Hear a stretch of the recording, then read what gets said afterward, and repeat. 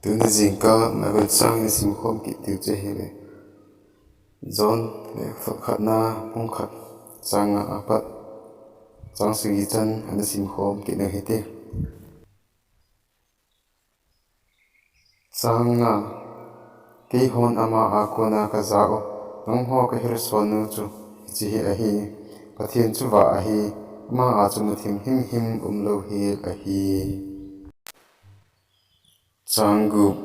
ama ta kiloi ka hi itiwa muthima iwa le wangu le thuzo sei I hi hin chule thata chu ni lo I hi re changsagi ama wa a umbanga e ho zong wa a chu iwa le wang le khat kiloi khom I hi hin chule chapa Jesu Krista